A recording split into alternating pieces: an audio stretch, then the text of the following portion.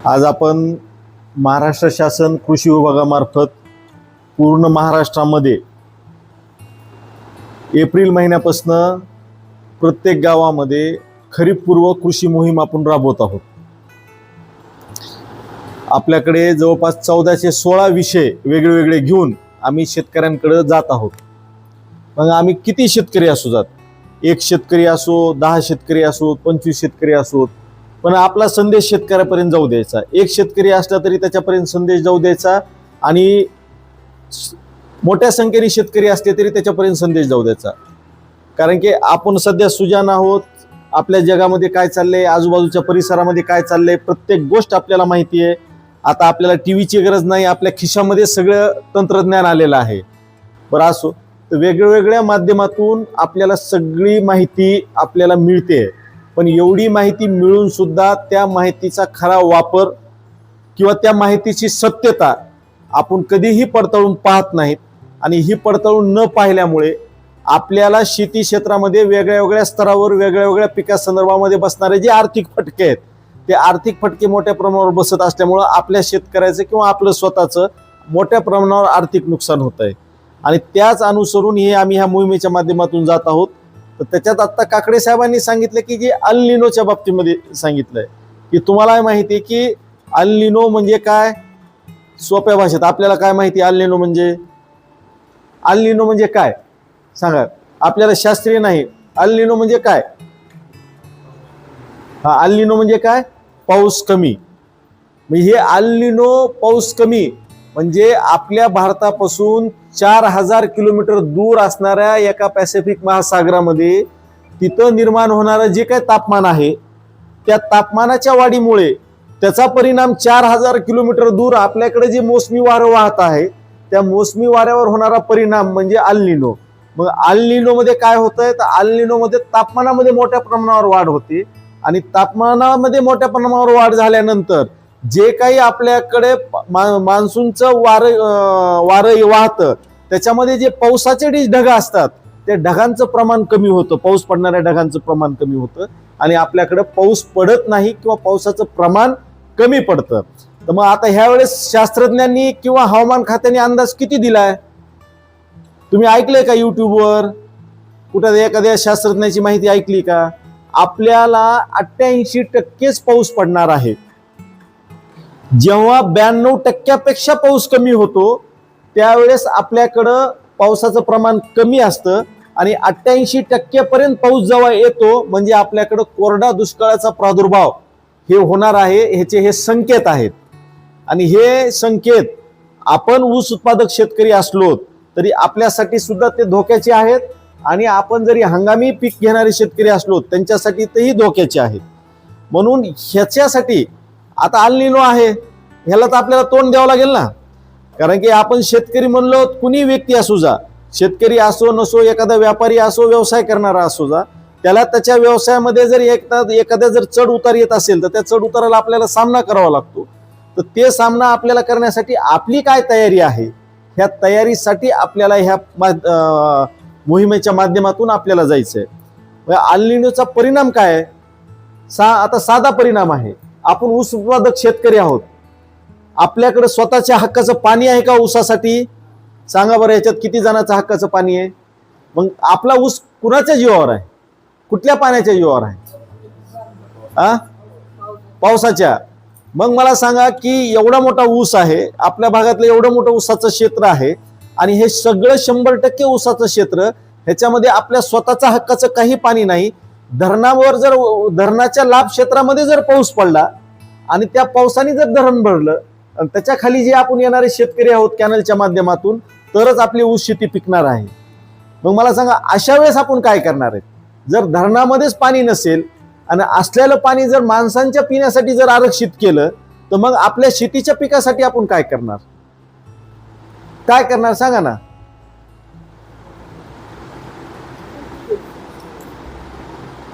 सांगा, माझा प्रश्न ना आता आला प्रश्न। समजा दुर्दैवाने आपण मंदिरात बसलेला आहोत, आपली तर रोज आपण मारुतीला पाणी घालत असोत, बरेच जण येऊन सकाळी आंघोळ झाल्या पाणी घालत असोत, कुणी काय त्याच्या पद्धतीने कुठं देवाला प्रार्थना करत असेल, पण दुर्दैवाने अशी परिस्थिती कुणावरच येऊ नये मानव जातीवर, पण आली तर आपण काय करणार शेतकरी म्हणून आपला ऊस पीक वाचवण्यासाठी, माझं सोयाबीन वाचवण्यासाठी आपण काय करणार?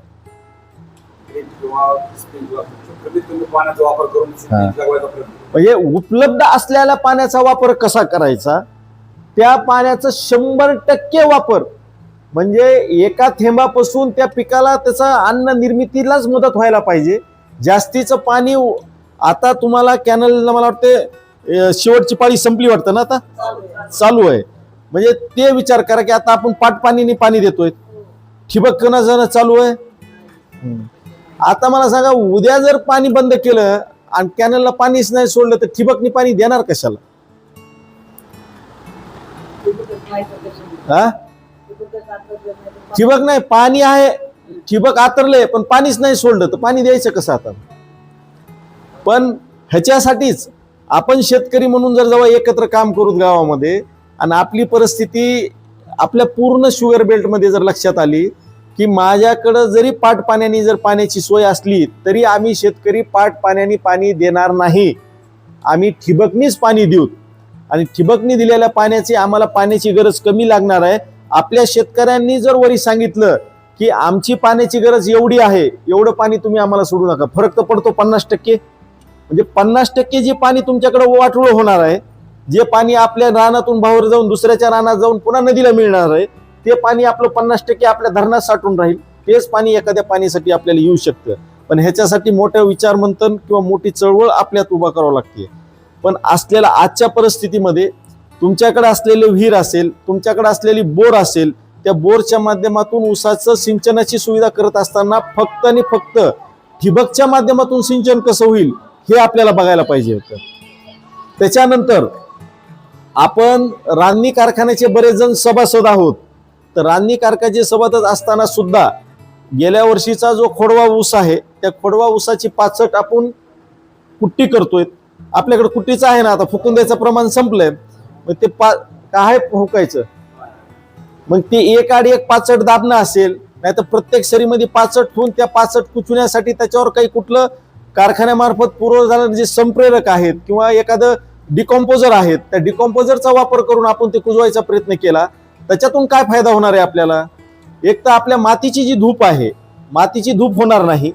जमिनीमधलं जे पाणी आहे बाष्पीभवनामधून ते पाणी वर जाणार नाही, जमिनीला भेगा पडण्याचं प्रमाण कमी राहील. तर ही एक प्रकार त्याच्यामध्ये होऊ शकतो. पुन्हा नंतर ह्या परिस्थितीमध्ये मागच्या वेळेस तुमच्याकडे काय झालं बघा, आता फरक बघा. मागच्या वर्षी मे महिन्यामध्ये 119 मिलीमीटर पाऊस अंबेजोगाई तालुक्यात झाला, म्हणून तुम्हाला तुमचे ऊस मे महिन्यामध्ये चांगले तग धरले. पण त्याचं उलट पावसाळ्यात काय झालं, ऑगस्ट सप्टेंबर मध्ये एवढा पाऊस झाला की जी ऊसाची जी वाढ आहे ती ऊसाची वाढ वाढली नाही आणि लवकर ऊस पक्व झाला. पण आता परिस्थिती तुमच्या समोर वेगळी आहे. आता परिस्थिती कशी आहे, तुमच्याकडे मे महिन्यामध्ये पाऊस पडला नाही. हवामान खातं सांगतंय की आपल्याला प्रत्येक महिन्यामध्ये पावसाचे मोठे मोठे खंड आहेत. पावसाचे मोठे मोठे खंड किती दिवसाचे आहेत, तर पावसाचा खंड कमीत कमी 15 दिवस आणि जास्तीत जास्त 40 दिवसाचा खंड आहे. आता 40 दिवसाचा खंड म्हणजे किती दिवस झाले हो, 1.25 महिना. आता सांगा की आपल्या ऊसाचं करायचं काय? म्हणून मी म्हणतो की जेव्हा आपल्याकडं संचार सुविधा इतकी चांगली झाली आहे आपल्या खिशामध्ये मोबाईलच्या माध्यमातून, तर जसं आपण आज इथं बसलोत ना, आम्ही आलोत म्हणून तुम्ही इथं बसलात, तर माझं एवढंच तुम्हाला म्हणणं आहे की तुमच्यातले 5-5, 10-10 शेतकऱ्यांनी एकत्र बसायचं आणि तुमच्या प्रश्नावरच इथं मंदिरामध्ये चर्चा करायची आणि योग्य कुठलं मार्गदर्शन आहे का ते आपल्याला मिळेल का हे बघायचं. आता काय करायचं, 15 दिवस, 20 दिवस, 25 दिवस, 30 दिवसाचा जर पावसाचा खंड पडला, आता कसा ऊसाचं पीक आपल्याला तगवावं लागेल? बोला चाचा, कसं करायचं? पाणीच नाही ना हो, तुमचं पाणी सगळं कॅनलवर आहे. आणि आपण काय म्हणत होतो, मे महिन्यापर्यंत कॅनलच्या पाण्यावर ऊस भिजवायचा, हे मान्य आहे. पुन्हा नंतर जून, जुलै, ऑगस्ट मध्ये पाऊस पडतो, आपल्याला पाणी द्यायची गरज नाही. आणि शेवटच्या टप्प्यामध्ये 1-2 पाणी द्यायची असेल तर आपल्या बोरला पाणी वगैरे आलेलं असते, त्याच्यामध्ये आपण पाणी देतो.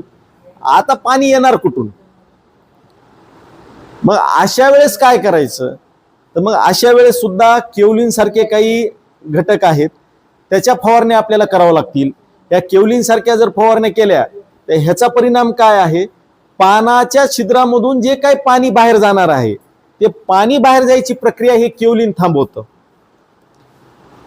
कारण की जेव्हा तुमचं पाणी थांबेल तर ते पाणी तुमच्या पिकामध्ये किंवा ऊसामध्येच थांबेल, पानामध्ये थांबेल, बाहेर जाणार नाही. म्हणजे ऊसाची पाण्याची गरज 25 ते 30% तिथं ते कमी करतं. आणि ते जर नाही केलं तर जमिनीतून पीक जे पाणी घेतं तेच पाणी उष्णतेने पिकाच्या पानातून ते बाहेर त्या छिद्रातून बाहेर जातं. हे कमी झालं तर आपली पाण्याची गरज सुद्धा, म्हणजे आपलं पीक वाढणार नाही, पिकाला कांडेवाढ होणार नाही, पण पीक पुढचा पाऊस पडूस तर तग धरून राहील, त्याचे पानं हिरवे राहतील. हे काम केवलिन सारखं औषध करणार आहे किंवा द्रव्य करणार आहे, त्याचा आपल्याला वापर करावा लागणार आहे. त्याच माध्यमातून आपल्याला नायट्रेट सारखे जे काही खतं आहेत जे फवारणीतून द्यायचे त्याचा आपल्याला वापर अंतराने करावा लागणार आहे. म्हणजे 15-15 दिवसाच्या अंतराने जर खंड पडला तर हे नायट्रेट काय करतं, पोटॅशियम सोनेट तुमच्या जमिनीमध्ये असलेलं जे पाणी आहे ते पिकासाठी उपलब्ध करून घ्यायचं काम करतं. जे काही पाणी असेल मुळा वाटत ते उपलब्ध करून पिकाला उपलब्ध करून द्यायचं काम ते पोटॅशियम सोनाइट किंवा तुम्हाला नायट्रेट नावाचा जे घटक आहे तो करून देतो. म्हणजे ह्याचा 13-0-45 सारखा तुमचा 13-0-45 नाही तर 00-44 हे तुम्हाला त्याच्यामधून करून देतं. तर ह्याचा वापर आपल्याला करावा लागेल तर हे पीक आपल्याला दिसेल. हा परिणाम अल निनोचा फक्त तुमच्या ऊसापुरता मर्यादित नाही. हा अल निनोचा परिणाम आपल्या शरीरावर बी परिणाम करणार आहे, आपल्या मानसिकतेवर बी परिणाम करणार आहे आणि आपल्या खिशावर बी परिणाम करणार आहे. म्हणून एवढंच सांगतो की इथून पुढचा जो काळ आहे, मग तुमचा मेन प्रश्न काय मला माहिती आहे पुढचा, तुम्ही अजून नाही विचारला. कारण की तुमचं आता सगळ्यात जी भांडण चालू आहे जवळच्या दुकानामध्ये खताच्या बाबतीमध्ये, युरिया आधीच आणून ठेवला तुम्ही भरपूर युरिया, गरज नसताना तुमच्याकडे 5-5, 6-6 पोते युरिया जास्त आहे. मी तुम्हाला अजूनही सांगतो त्या युरियाचा तुमच्या ऊसाला काही वापर होणार नाही आणि वापरला तरी तुमच्या पिकाची वाढ होणार नाही. कारण की तुमच्या जमिनीमध्ये ते ओलावाच राहणार नाही. तुमच्या जमिनीत पाणीच नसेल तर ओलावा कुठून येणार आहे आणि तुम्ही युरिया कुणाला खाऊ घालणार आहोत. म्हणून आपल्याला खताचे सुद्धा जो वापर आहे ह्याच्यावर सुद्धा मर्यादे आणावं लागेल आणि मर्यादित स्वरूपात खताचा वापर करावा लागणार आहे. आणि ह्याच्यासाठी जर जमिनीमधलं तुमचं जीवाणूंचं जे काही भांडार आहे त्याला जर तगवायचं असेल तर आपल्याला जैविक खताच्या बाबतीत त्याच्याकडे आपल्याला कल द्यावा लागणार आहे. जैविक खताच्या बाबतीमध्ये सुद्धा आपल्याला त्याच्यामध्ये कल द्यावा लागणार आहे. म्हणून ह्या गोष्टी आपल्याला टप्प्याटप्प्यामध्ये स्वीकाराव्या लागतील, अंगीकारावं लागतील आणि हे बदल घडवावं लागतील तरच आपण तग धरू. नाहीतर एक म्हणजे मला जो चित्र दिसतंय, म्हणजे मी म्हणतो ना की मी प्रार्थना करतो की देव ते काही बी बनू जा, अल निनो विनो, पण आपल्या भागात भरपूर पाऊस पडू जा. त्याच्या मागचा माझा स्वार्थ काय मी सांगतो, पाऊस जर नाही पडला तर आपल्या ग्रामीण भागामध्ये चोऱ्यांचं प्रमाण वाढणार आहे. पाऊस जर नाही पडला तर आपल्या ग्रामीणमध्ये लुटालुटीचं प्रमाण वाढणार आहे. म्हणजे आपल्या इथं नाही होणार, कुठल्या तरी ग्रामीण भागात होणार आहे. कारण की शेवटी सगळा जो आपला कुठे येणार आहे खर्चाचा मेळ कुठेतरी बसला पाहिजे ना. आपला सगळा मेळ गणित असतं, ऊसाचं उत्पन्न आलं, सोयाबीनचं उत्पन्न आलं, हे झालं ते झालं, हे सगळे ही वाईट परिस्थिती येऊ शकते एवढंच हे आहे. म्हणून आखाती देशाचं जे युद्ध चालू आहे, भारत तेलाच्या ह्याच्यामध्ये बी 100% बाहेरच्या देशावर निर्भर आहे आणि खताच्या बाबतीत सुद्धा 100% बाहेरच्या देशावरच निर्भर आहे. खताच्या बाबतीमध्ये सांगतो, जो आपला जिवाळ्याचा प्रश्न आहे, एका युरियाची बॅग आपल्याला 2600 रुपयाला पडते. केवढ्याला येऊन पडते आपल्याला? 2600 रुपयाला. पण सरकार 266 रुपयाला तुम्हाला देते, राहिलेले 2400 रुपये सरकार कंपनीला देते. कुणाला देते? कंपनीला. पण ते पैसे आपल्यातूनच कशातून तरी काढून गेलेले आहेत. म्हणजे आपल्याला वाटतं की युरिया स्वस्त आहे, बघ आणून आपल्या पिकाला किती टाका. तर माझं म्हणणं ते नका, अतिशय हिशोबशीरच खताचा वापर व्हायला पाहिजे. युरियासारखा खताचा वापर जमिनीमध्येच कसा होईल हे बघायला पाहिजे.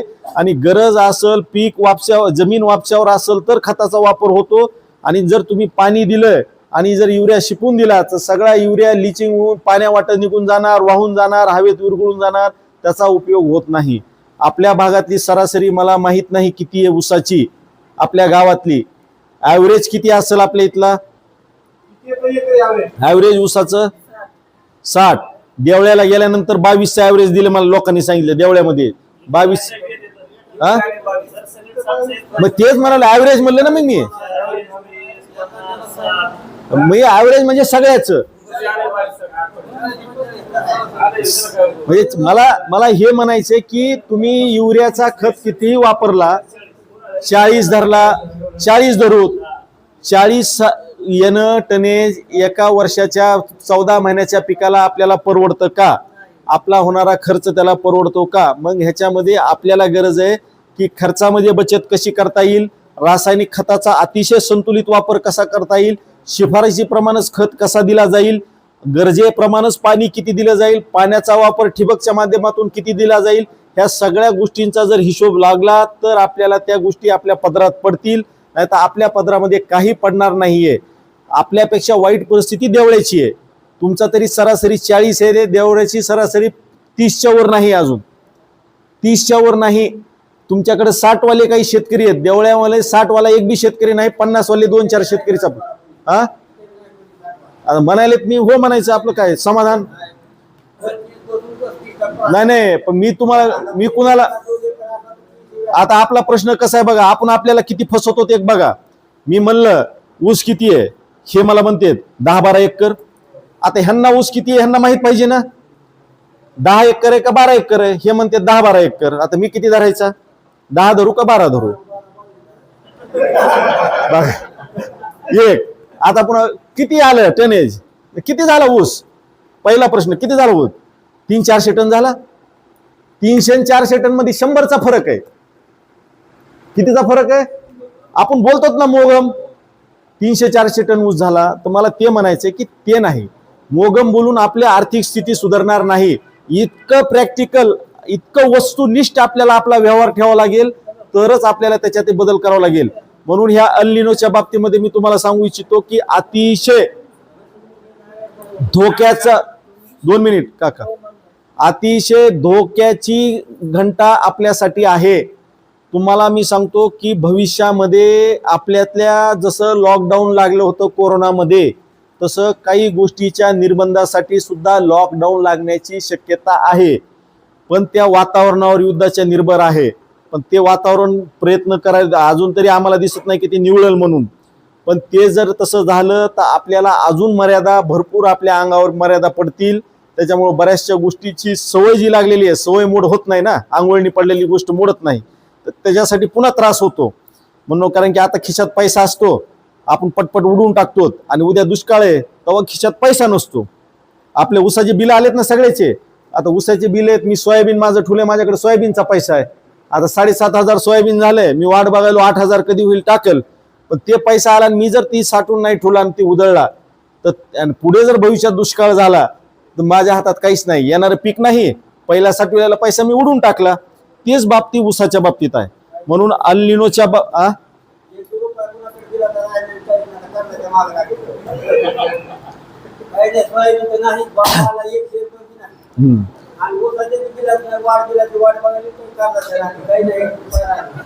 म्हणजे मला हे म्हणायचंय की नाही, वस्तुस्थिती आहे हे, आपल्या शेतकरी कुटुंबाची ही वस्तुस्थिती आहे. येणाऱ्या काळामध्ये हेच म्हणतोय की अल निनो हे संकट फक्त पाण्यासाठी नाहीये, तर आपल्या अर्थकारण जे आहे, उदरनिर्वाह आहे, ह्याच्यावर परिणाम करणार आहे. तुमच्या माझ्यातले जे जिव्हाळ्याचे संबंध आहेत हे कसे राहतील ह्याच्यावर परिणाम करणारा अल निनोचं संकट आहे.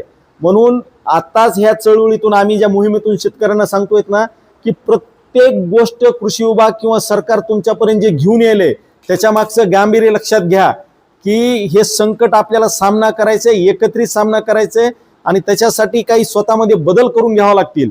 मी बऱ्याच शेतकऱ्यांना सांगितले की तुम्हाला मी खताचा पुरवठा करतो, पण तुम्ही का शेतकऱ्याच्या घरामध्ये ऊस 10 एकर आहे आणि 50 पोते युरिया घरात, म्हणलं तुम्ही काय करणार आहे, शिजून खाणार आहोत युरिया का काय करणार आहे? नाही, ऊसाला लागणार आहे. म्हणलं 10 एकरला 50 पोते युरिया द्यायचा कसा, मला सांगा, तुम्ही सांगा ना. आता आपण ऊसा 50 पोते युरिया 10 एकरला, मी शेतकरी त्यांच्या समोर उभा केले की हे शेतकऱ्यांनी पूर्ण 1 एकर ऊस, वर्षभर 1 एकर ऊसाला फक्त 5 पोते खत दिलाय. किती पोते खत दिलाय? वर्षभरात 5 पोते खत दिलाय. आणि आपले काय ऍव्हरेज आहे वर्षभरात 1 एकरला? हा खताचे नाही नाही खताचे पोते किती दिले? 12. मग मी तुम्हाला तेच सांगतोय की म्हणजे आपण 10 पोते धरू, म्हणजे एक शेतकरी आपल्या सोबतचा 5 पोते खतावर 40 टनापर्यंत आहे. आपण 12 पोते नेऊन बी 40 टनाला झगडत आहोत. मग हे वरचे जे 5-6 पोत्यावर जो पैसा आपला व्यर्थ चाललाय हे कुणाच्या समाधानासाठी चाललाय?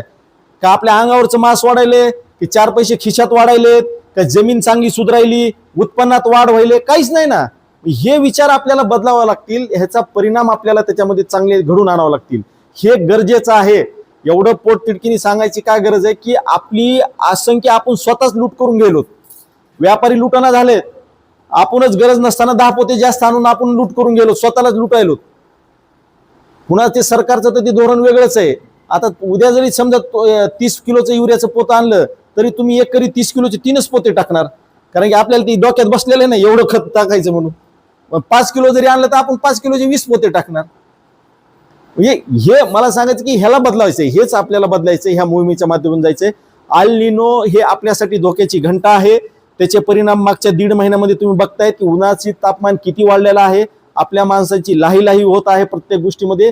आपल्या बोरचे विहिरीचे पाणी झपाट्याने खाली गेलेले आहे आणि अजूनही अवकाळी पाऊस कुठंच पडलेला नाही. आज जरी थोडं बहुत आपल्याकडे भरपूर आली तर हे आता रोहिण्या सुरू झाल्यात म्हणून नाही, त्याला अवकाळी म्हणत नाहीत. रोहिण्याच्या पावसाला अवकाळी म्हणतो का आपण? रोहिण्याच्या पावसाला अवकाळी नाही. आजपासून रोहिण्या सुरू झालेल्या आहेत. ही पुढच्या 9 दिवसचा तापमान अजून जास्त आहे. ह्या 9 दिवसाचं जे तापमान आहे रोहिण्यातलं, हे तापमान अतिशय घातक आहे. ह्याच्यामध्ये अजून तापमान वाढ होतीये. कुठं पाऊस पडला दुर्दैवाने समजा ते थोडासा गारवा निर्माण होईल, म्हणजे हे काय अवकाळी पाऊस नाही. अवकाळी पावसाचा पिरियड संपलाय. आता हे रोहिण्यातला पाऊस आहे, जे मशागतीला कामाला येतो ना, कुठं पडून जातो, कुठं पाळ्या फिळ्या गाळायला आपल्याला सोपं जातात. हे रोहिण्यातला आपल्याकडे ऊस आहे, त्याच्यामुळे काही पाळ्याचा काही विषय राहिलेलाच नाहीये. त्याच्यामध्ये फक्त बांधणी करणे, पाऊस पडला की खत देणे, ह्याचीच आपण वाट बघून आहोत. पण ह्या गोष्टीसाठी विचार करा की खताचा वापर संतुलित मात्रेने करा. खत जमिनीमध्येच गेला पाहिजे. कमीत कमी खताचा वापर करून उत्पन्न जास्त कसं काढायचं ह्याच्यासाठी आपल्याला प्रयत्न करावे लागणार आहेत. ह्या अल निनोचे असे घटक आहेत. आता इथं तुम्हाला वॉर्डन कंपनीच्या साहेबांनी तणनाशकाच्या बाबतीमध्ये जी माहिती सांगितली तेही माहिती, तणनाशकाचा वापर, तणनाशकाचं प्रमाण हे गरजेचं आहे. तुम्हाला अजून सांगतो, तुम्ही सोयाबीन बी घेता, आपल्याकडे ते निसर्ग लय भारी आहे. 2 वर्ष डॅम मध्ये पाणी देते, पुढचे 2 वर्ष पाणी देत नाही, म्हणून आपला बेवड बदलतो. आणि सतत जर पाणी दिलं ना तर आपले ऊस ते 12-13 टनाचेच ऊसच ऍव्हरेज आहेत. निसर्ग आपल्याला साथ द्यायला आहे की आपला बेवड बदलतो आणि जमिनीची पोत सुधारायला मदत होती. म्हणून आपण 1 एकरला एवढं लिटर पाणी तणनाशकाचं लागते म्हणजे लागतेच. आपण ती आळ्याला फवारलेल्या त्या फवाऱ्यानी तणनाशक फवारतो, म्हणजे 10 लिटर फवाऱ्यामध्ये आपण अर्धा एकर फवारून काढतो तणनाशक सुद्धा. त्याचा डोस शिफारस केलेला की 1 लिटर औषध 150 लिटर पाण्यामध्ये 1 एकरमध्ये पडलं पाहिजे. उदाहरणासाठी सांगायलो, म्हणजे 150 लिटर पाणी एकरी पडलंच पाहिजे जमिनीवर तणनाशकासाठी. हे आपलं कुठं पाळलं जातंय का? तुम्ही बघा कुठं पाळलं जातंय का? 15 लिटरच्या 3च फवाऱ्यात आपलं फवारून निघून जाते, नाही तर 4 फवारण्यात होते. ही वस्तुस्थिती आहे. म्हणून त्याचे परिणाम तणनाशकाचे बी दिसत नाहीत. त्याच्यावर पिकावर परिणाम होतात. पीक तण मोठं झालं की तणनाशकाचं प्रमाण तुम्ही वाढवतात. तणनाशकाचं प्रमाण वाढवलं की ते तण मारायचं मरेल, त्याचा परिणाम तुमच्या पिकावर होतो. पुन्हा पीक खराब झालं म्हणून पुन्हा टॉनिक मारायचं महाग पडतात. आपण आपल्याच हाताने एक एक गोष्ट आपल्या पायावर कुऱ्हाड माडीत घेत बसतो. आधी पायाला ठेस लागली म्हणून अंगठ्याने कुऱ्हाडीने अंगठा कापतो, मग ती कुसल्याला मग ते सडायले म्हणून पुन्हा इथून कापतो, पुन्हा इथून कापतो. असली परिस्थिती आपली झालेली आहे. तणनाशक अतिशय जागरूकपणे अभ्यास करूनच फवारण्याचा घटक आहे. उगाच आपल्याला तण मारायचं म्हणून नाही. इतकी त्याच्यामध्ये त्यांनी आता माहिती तुम्हाला सविस्तर सांगितलेली असेल. ह्याच्यामध्ये आता पुन्हा येळकर साहेब बी बोलणार आहेत, काकडे साहेब 2-3 आपल्याला मोहीम घ्यायच्या आहेत. फक्त सांगायचंय की प्रत्येक गोष्ट आम्ही तुमच्याकडे येतोय त्याच्या मागे काहीतरी अर्थ आहे. आम्हाला सकाळ संध्याकाळ तुमच्यापर्यंत जाण्यासाठी काय सांगितले त्याच्या मागे शासनाचा काहीतरी अर्थ आहे, हे समजून घ्या. आपण इथे जरी मनाने 25 जण आलोत तर हा आपला सगळा 25 जणांचा संदेश आपल्या गावातल्या इतर 300-400 शेतकऱ्यापर्यंत कसा पोहोचत करता येईल ह्याचं काम आपल्याला इथं करायचं. एक विस्ताराचं कार्यकर्ता म्हणून एवढं मी इथं बोलतो. आणि एवढ्या संध्याकाळच्या वेळेमध्ये आपण सर्व उपस्थित राहिलात, मला बोलण्याची संधी दिली आणि शांत पद्धतीने ऐकून घेतलं त्याबद्दल पूर्ण गावकऱ्यांचे मी आभार व्यक्त करतो आणि इथंच थांबतो. धन्यवाद.